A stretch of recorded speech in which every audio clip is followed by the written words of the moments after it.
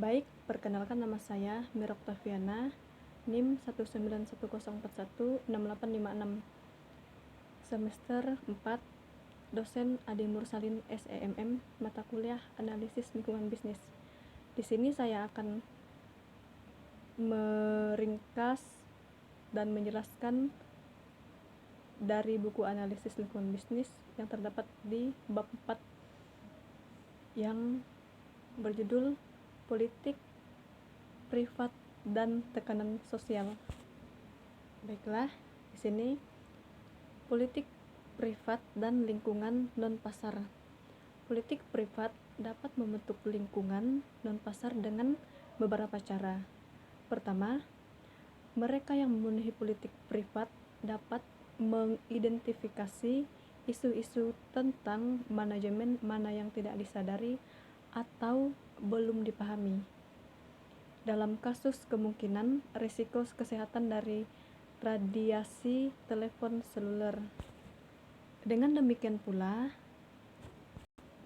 tindakan Greenpeace yang meminta perhatian pada platform penyimpanan minyak Brasper di Atlantik Utara menimbulkan politik privat yang telah intens di Eropa meskipun rencana tersebut telah disetujui oleh pemerintah Inggris. Perusahaan minyak sekarang melibatkan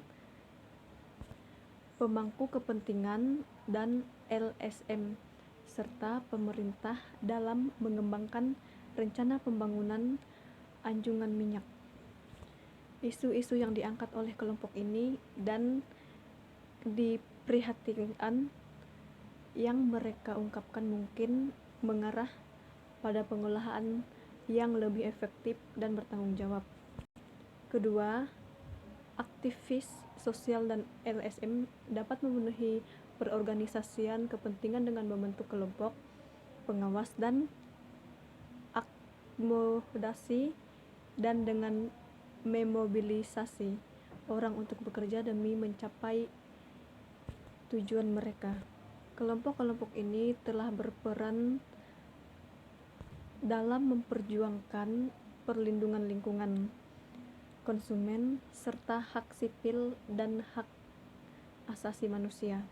Organisasi-organisasi ini merupakan komponen yang semakin penting dari lingkungan non-pasar. Yang ketiga, tekanan sosial yang diberikan oleh kelompok-kelompok ini dapat mempengaruhi non-pasar dalam politik publik.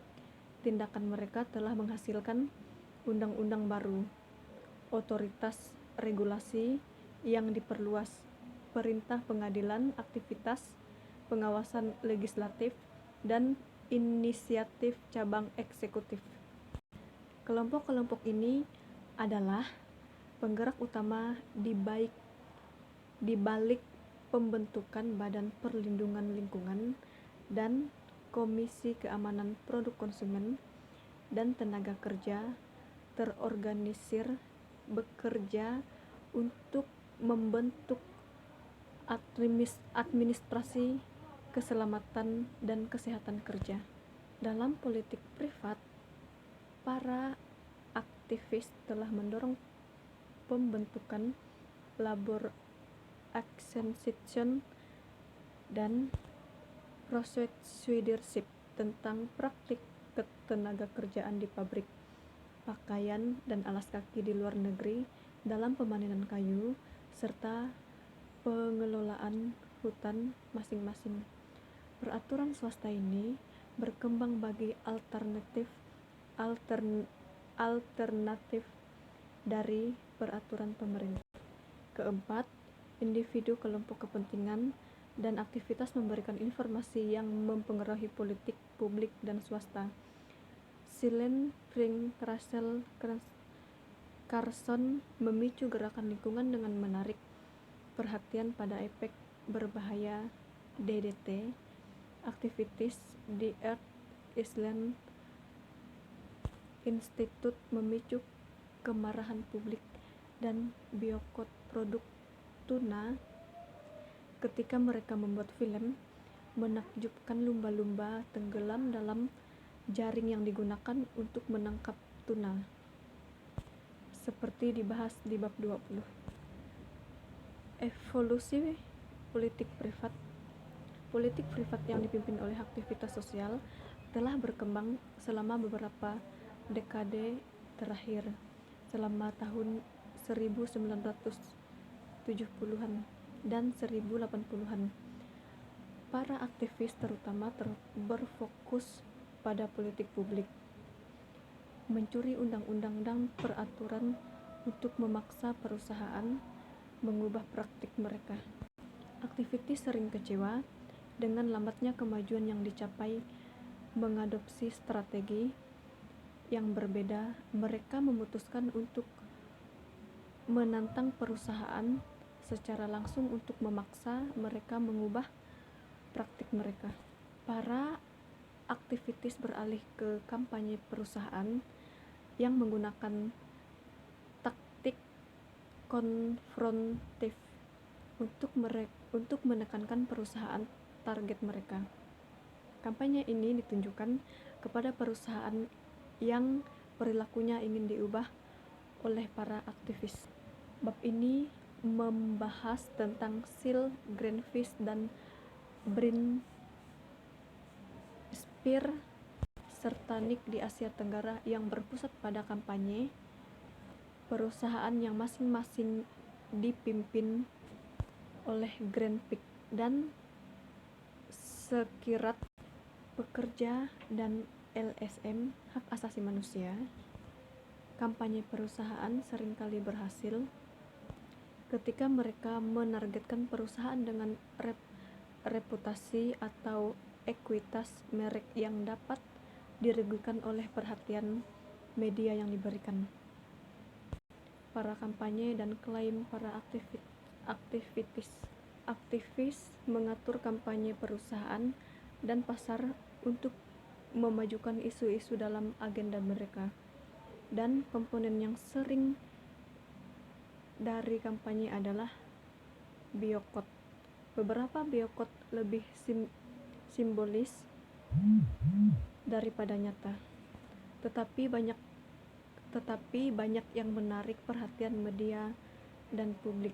Boikot terhadap perusahaan seperti Starkey Tuna, General Electric, Wellit, Disney, kampanye Nike, Shell, GT Group, Bios,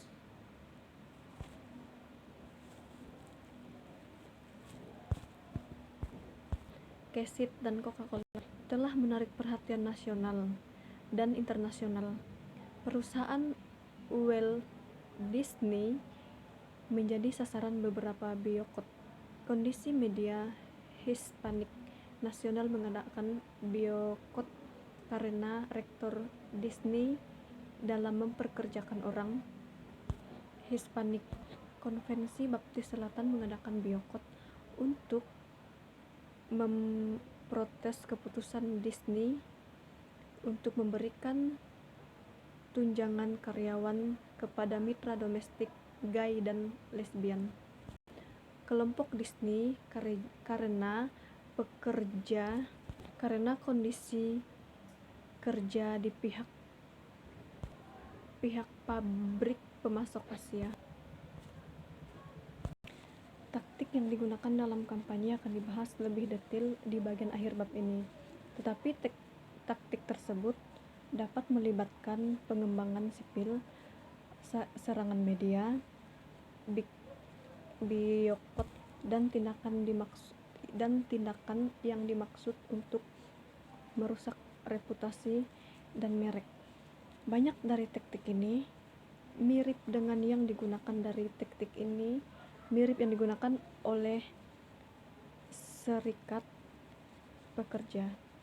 Tetapi politik pribadi yang dipimpin oleh aktivis berbeda dari kampanye serikat dalam dua